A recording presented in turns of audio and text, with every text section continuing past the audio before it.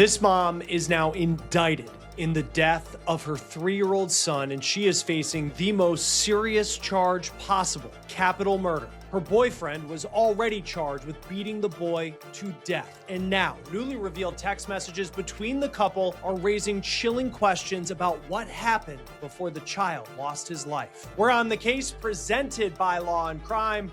I'm Chris Stewart.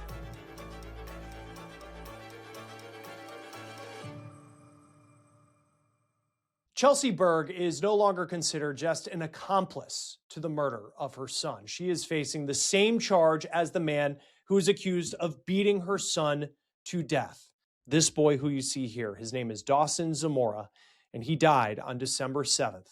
When he died, he had been in the hospital fighting for his life for months. He first arrived at the hospital in October with what doctors called a traumatic brain injury. Dawson was described as a boy who was funny and curious, who was always Velcroed to his daddy's hip. Dawson and his dad had a deep bond, according to the boy's obituary. Now, Dawson's dad shared this picture on social media when Dawson passed away. He said that he held his son for the final time. Dawson passed on his dad's birthday. Now, when Dawson passed, this case became a murder investigation. And this week, this case took another major step forward because a grand jury just indicted Dawson's mom on charges of capital murder. His mom's name is Chelsea Berg. On social media, Chelsea Berg, she seemed like, frankly, the last person who you might expect to be facing charges, especially capital murder, connected to the alleged child abuse of her son. It appears that Dawson lived at least part of the time with Chelsea Berg. Dawson's parents are divorced. Dawson's dad wrote on Facebook, after Dawson was brought to the hospital and he was just beginning to process what had allegedly happened, he said, quote, "He was pronounced dead by the time the medical professionals could get to him. No one knows the full amount of time he was deceased because he was driven to the hospital by his abuser after being beaten and the police were not called," end quote. Now, this is the man who allegedly beat Dawson to death. The man's name is Christopher Alexander, and he is involved in this story because he is the boyfriend, reportedly, of Chelsea Berg. Now, court documents obtained by Fox 4 in Dallas show that on October 14th, Christopher Alexander took young Dawson to the hospital, allegedly claiming that the boy had fallen. Alexander told his girlfriend, Chelsea, that he heard a loud thud. Chelsea reportedly told police that she left Dawson with her boyfriend around 7:20 in the morning that day. Then shortly after, Alexander sent her a text about Dawson eating lunch. Alexander called Berg, saying that he was rushing the boy to the hospital after that text message was sent. Documents obtained by the TV station say that when Berg got to the hospital, Alexander told the story that he was in the other room when he heard that thud, but he didn't share any more details than that. Certainly sounds suspicious on the outside, but then we dig a little deeper into this story. At the hospital, Alexander reportedly got an attorney and stopped talking to police about what happened. Again, even though it's his right to do that, it's not something that could be raised in court. It certainly raises some suspicions from at least the public perspective when you hear this story. Hospital staff reportedly said that Dawson's injuries, Chelsea's own son, they were far more severe than a fall that Alexander was claiming happened. Dawson's injuries included bleeding in the brain, bruising in various states of healing over his entire body, allegedly meaning that he had injuries before an alleged thud at home. Dawson also had wounds to his chest, to his stomach, and he also suffered anal trauma. Berg told investigators that her boy did not have those injuries when she left him in the care of her boyfriend in the morning. And the new information that we're getting in makes that an alleged lie, according to police. And we'll have more on that in a moment. Now, 2 days after Dawson was rushed to the hospital, the man that his mom reportedly left him in the care of, Christopher Alexander, was arrested. Now, Christopher Alexander had a criminal record before this case, and it's important to talk about because it could impact how this case plays out. On the same day that the boyfriend was arrested, Chelsea Berg, Dawson's mom, was also arrested. This is her mugshot. KFDA TV says that she was originally arrested on a charge of injury to a child by omission. She bonded out of jail on the day of her arrest. Her bond was set at $100,000. And even though she's facing this capital murder charge, she is still free out on bond as we speak. Now, at first, it was unclear what evidence law enforcement had on Chelsea Berg. She had said that she left Dawson allegedly with her boyfriend, and then she gets these text messages and she rushes to the hospital. But then the text messages that went between the couple before Dawson went to the hospital, and I mean weeks before he went to the hospital, were made public. So let's dive into those. You have a text message on September 9th that reportedly says, quote, "He clearly hit his head when he fell. He has a bruise on his eyebrow and his whole jawline/cheek is bruised. You're reckless. He had progressively been getting more and more hurt with you. Leave me alone. I'm not blind. You're dangerous." Then on September 18th, so we're talking roughly a month before Chelsea Berg's son ends up in the hospital on life support with injuries that would take his life, Chelsea Berg allegedly texts her boyfriend, 100,000% serious. You bruise him, hurt him, and cause damage every single time you are alone with him. There hasn't been a single time you've been alone with him where he hasn't been hurt. Not only did Chelsea seem aware, at least from these reported text messages we have, that her boyfriend was allegedly abusing her son, she then, weeks later, allowed him to not just be around the boy, but to be in charge of the boy alone. Christopher Alexander also has an alleged violent past. Alexander previously was convicted of theft and unlawful restraint. He also has a stalking charge related to a separate case. Dawson's dad also said that Berg allegedly knew that Alexander had a criminal history. He alleges that she knew he had an ankle monitor and that he was facing the accusations in a stalking case. Now, after Dawson's death, both Berg and Alexander were charged with capital murder. Then, this week, a grand jury indicted Chelsea Berg on that capital murder charge, according to online court records in Collin County, Texas. Berg is also accused of injury to a child causing serious bodily injury. Prosecutors have argued that the text messages that we just went through that show that she left Dawson with Alexander knowing that he had already hurt the child, and that allegedly contributed to the boy's death. Berg, again, is currently out on bond, as for Alexander. He is being held in jail. Once again, I want to share that picture that Dawson's dad put on social media of the final time that he says that he was able to hold his 3-year-old son, a boy who was linked to his hip, as it is written in Dawson's obituary. But this is what his dad wrote on social media, and it is so difficult to read every single time we bring an update on this story. But I think it's important that we make sure that the dad's words are heard in this case as we continue to follow it. He wrote, quote, "My heart is extremely heavy, but this is important that I notify the public before others speculate and speak for me. I want you guys to hear it directly from me, as y'all have been on this journey alongside me. With great sorrow, I come here today to notify the public that my son, Dawson, has passed away. He died on my birthday yesterday, December 7th at 10:42 a.m. was his time of death. His gift to me was his final breath, and we are now forever interlocked with my birth and his death. He held on to spend one last birthday with me and refused to go until then." Joining us now to talk more about this case is criminal defense attorney Matt Mangino. Always great to have you here on Law and Crime. I mean, this story is just every time it comes up for us, and we've been covering it closely, it's just really hard to talk about. But for people just kind of tuning in on it, and we often see someone charged with a particular crime, in this case, capital murder, and then we hear they're indicted. What does that particularly mean as far as where we are in the process of this case? Well, it means a couple of different things. So typically we hear an indictment after a grand jury investigation. But in this instance, I don't believe that there was a grand jury, and that this case, the indictment is the actual charging document. What the document that says, here's what you're being charged with. Here's the particulars. As much as investigators want to put into an affidavit of probable cause to get this case moving forward.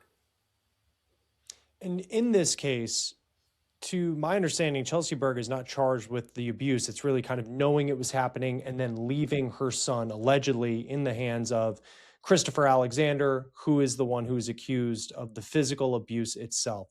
Why is it, and I know every state can be different, I know you practice in Pennsylvania, why is it that she would be held to the same level that Christopher Alexander would be held to, where it appears he is the one who physically committed the act, allegedly based on what's been reported?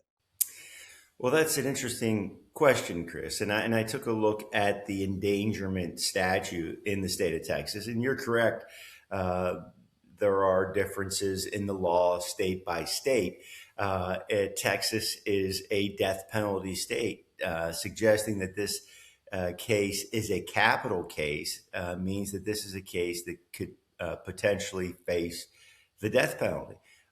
In this instance, prosecutors have clearly said that this is a child under the age of 10, which is an aggravating factor for purposes of the death penalty. What's interesting about this is that, as you said, she's not the person who actually physically abused the 3-year-old, causing his death. But it appears, at least from what the father of the child has said, that there is a history of abuse here. And therefore, if she is aware of this history of abuse, the Texas prosecutors might be suggesting that she knew about it. She had some intent that this harm was ultimately going to cause death. In order to prove first-degree murder, you have to prove some intent. And if the idea is that she knew about the abuse and she knew that abuse would ultimately result in death, I think that's what's brought this up to a potential capital case. Most of these cases we see as either second or third degree murder cases, which are not capital cases. Because when you look at the text messages that have been put out there, reportedly Berg will, talk about the abuse and she talks about seeing the injuries on her son. But then I could see a defense attorney saying, well, that doesn't mean when she left him with Christopher Alexander that day she was expecting for this to happen. Not that, I'm not like standing up for her by any means. I just think that that's the defense that you could see come out. Like, how difficult of a case could this be for prosecutors? Not saying that she's not responsible for what eventually happened, but to go for the highest crime possible where she potentially could be eligible for the death penalty.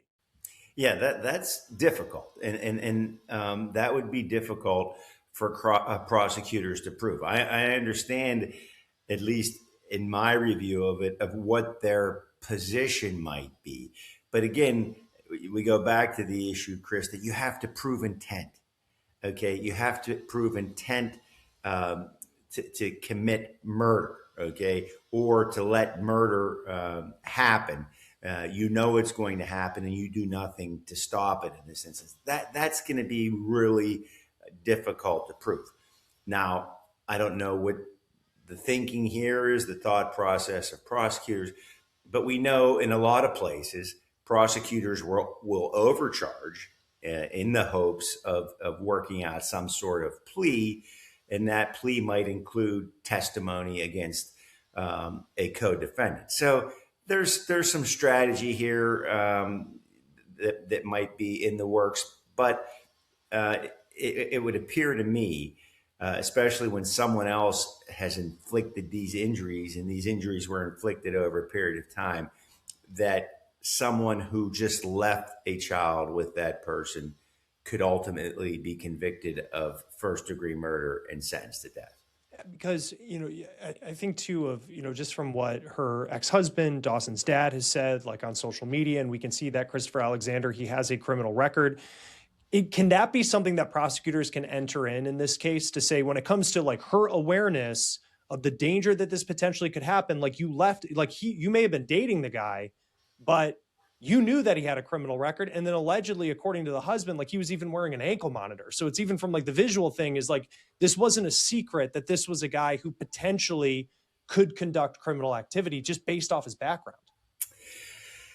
Well, yeah. And I think that that's something that will certainly be explored. The question would be, what kind of criminal history does he have? Okay. So if his criminal history is a series of thefts and he's on probation for that and he's wearing an ankle bracelet, you might not necessarily think that he's someone who's going to physically harm your child. What's more important here, it appears that she knew he was physically harming the child. The issue is if he had some prior bad acts like assault, maybe abuse of a child, yeah, that really becomes relevant. And we hear a lot in the cases that we follow about 404B evidence, which are prior bad acts, and that whole process can be, quite convoluted as it goes through pre-trial and whether or not these things are admissible. But certainly, I think that there's a history of abuse here, and we don't know that. If there is a history of abuse, prosecutors will certainly want to have that entered into evidence. There's one text I pulled up, and KFDA TV was the first to get these text messages in the court documents. And she allegedly texts Alexander, quote, "He clearly hit his head when he fell." And this was from September 9th. So this was more than a month or so before the incident that allegedly ended the life of her son.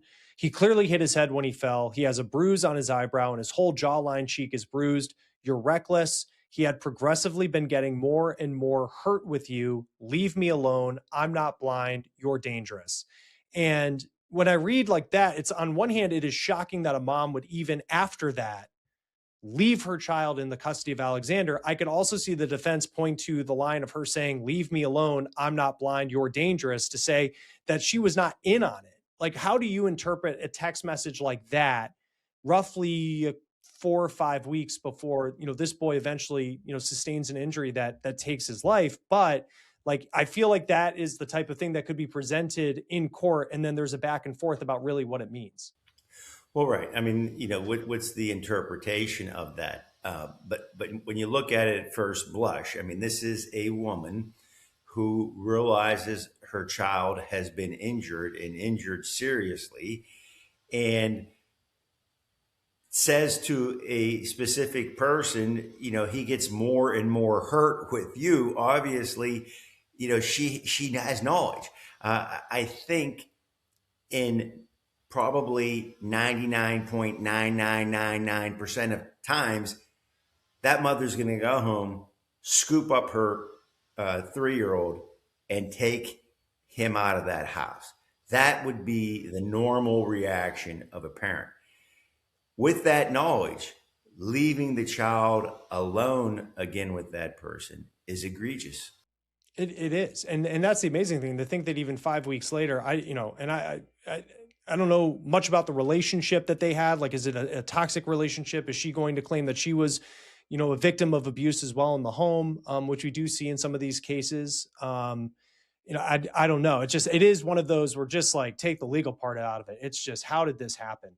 Every time that this story comes up, to be frank, when it comes to the charge that she's facing, and like, take us inside the strategy for a prosecutor. Because if you're in Texas and that is a death penalty state and it has a reputation of being a little bit more aggressive than some other states when it comes to having the death penalty, like, how much power does that give a prosecutor? How much leverage does that give a prosecutor in negotiations, knowing that you have the power to say, hey, I could take this to court, and if I find you guilty, if we're able to get this conviction, we're going to pursue the death penalty. Well, yeah, Chris. I mean, I think you put it lightly when you say that Texas has the propensity to carry out the death penalty. I mean, I think they've executed more people in Texas since the modern era of the death penalty in 1976 than I think all other states combined. I mean, the numbers are really quite disproportionate. So when Texas talks about the death penalty, they mean it. Here in this situation, I would say first that prosecutors should only, and I think by and large they all follow this rule, should only charge cases that they think they have an opportunity to prove beyond a reasonable doubt. Okay, so now, in this case, you have an aggravating circumstance. The victim is under 10, so you have a basis to seek the death penalty. Now, whether that effort to seek the death penalty will open doors to other possibilities like cooperation and a plea to a lesser offense, that just is a byproduct.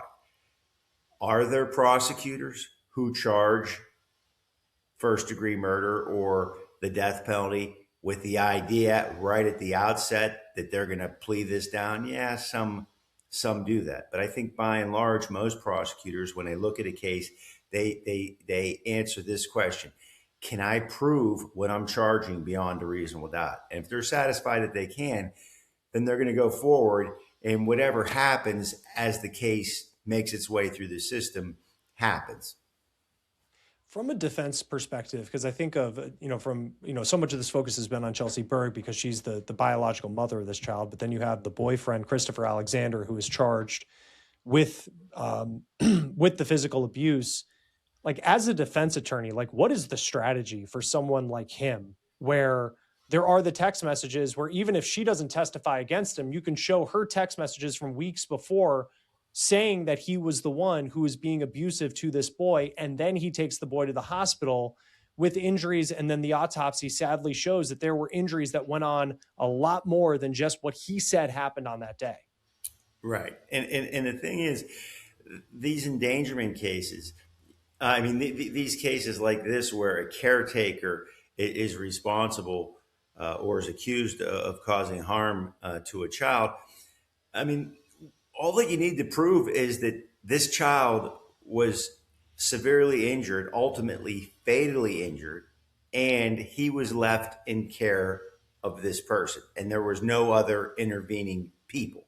So, if he brings the child to the hospital and says, hey, I've been watching this child and we're alone all night and I'm in the other room and I hear a thump and I go pick him up and you bring him to the hospital, and that statement certainly isn't consistent with what the injuries are, you have him already conceding that he was the sole caretaker for that child.